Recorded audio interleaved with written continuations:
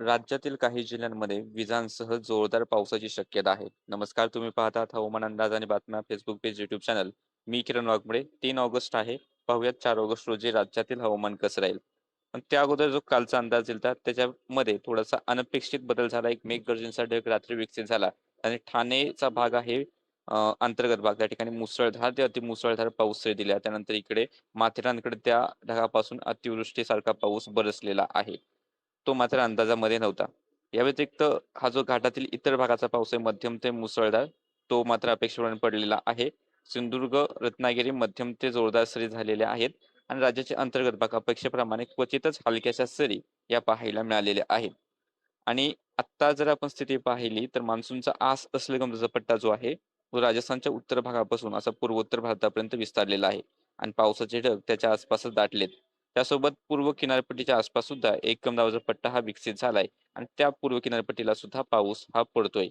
राज्यात अजूनही बाष्पाचा पुरवठा आहे, पण येत्या 1-2 दिवसात जे काही बाष्प वाढलेलं होतं ते अजून कमी होईल आणि उत्तर कोकणापासून वातावरण पुन्हा एकदा मोकळं व्हायला सुरुवात होईल. उत्तर महाराष्ट्र, दक्षिण मध्य महाराष्ट्राच्या बऱ्याचशा भागांमध्ये 6 तारखेपासून उन्हाची तीव्रता किंवा ऊन जास्त वेळासाठी आपल्याला पाहायला मिळेल.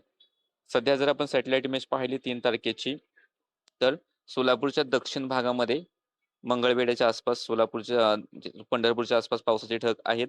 उत्तरेकडील भागात सोलापूरचा करमाळ्याकडचा दुपारी पाऊस झालेला आहे आणि आता हे साधारणतः ढग भूम, वाशी, परंड्याच्या आसपासच्या भागामध्ये दिसत आहेत. नंतर लातूरच्या रेणापूरच्या आसपासच्या भागामध्ये, लगतवरती बीडचे काही भाग आहेत, पावसाचे ढग दिसत आहेत. परभणी असेल, हिंगोली, नांदेडचे काही भाग, जालन्याचे थोडेसे भाग आणि यवतमाळच्या भागामध्ये सुद्धा हलका गडगडाट किंवा पावसात देणारे ढग हे दाटलेले आहेत. बाकी घाटात आणि कोकणात सध्या खूप जास्त प्रमाणात ढग नाहीत, मात्र क्वचित हलक्याशा सरी देणारे ढग हे आपल्याला या ठिकाणी पाहायला मिळतील.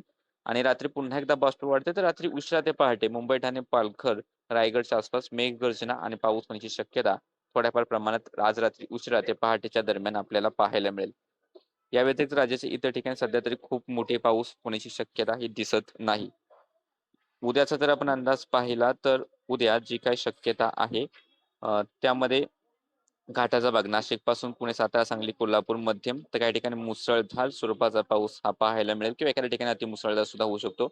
किनारपट्टीच्या भागामध्ये मध्यम तर एखाद्या ठिकाणी थोडासा जोरदार पाऊस अपेक्षित राहील. त्यानंतर मराठवाड्याचे हे दक्षिणेकडील भाग असतील. त्यानंतर इकडे पुणे, सातारा, सांगलीचे अतिपूर्वेकडील भाग, अहिल्यानगरचे दक्षिण पूर्वेकडील भाग असतील. यवतमाळ, चंद्रपूर, भंडारा, गोंदिया, गडचिरोलीचे काही भाग या ठिकाणी तुरळक भागामध्ये मेघगर्जना आणि पावसाच्या थोड्याफार प्रमाणात मध्यम ते जोरदार सरी बरसतील. राहिलेल्या राज्याच्या इतर ठिकाणी क्वचितच हलक्या किंवा हलक्याशा मध्यम स्वरूपाच्या सरी राहतील, ज्या शक्यता इतर ठिकाणी सध्या दिसत नाही. काही बदल झाला तर नक्कीच अपडेट देण्यात येतील. हवामान विभागाचे इशारे पाहिले तर यवतमाळ, वर्धा, नागपूर, भंडारा, गोंदिया, गडचिरोली, चंद्रपूर मेघगर्जनेचा पावसाचा इशारा आहे. पुणे घाट, सातारा घाट, कोल्हापूर घाट मुसळधार पावसाचे येलो अलर्ट.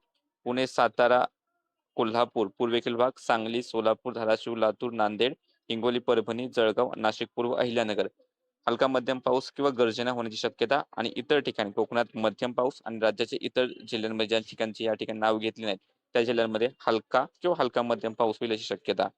सध्याच्या अपडेटमध्ये इतकंच. हवामानाचे असे अंदाज पाहण्यासाठी चॅनल सबस्क्राईब करा, फेसबुक पेज फॉलो करा.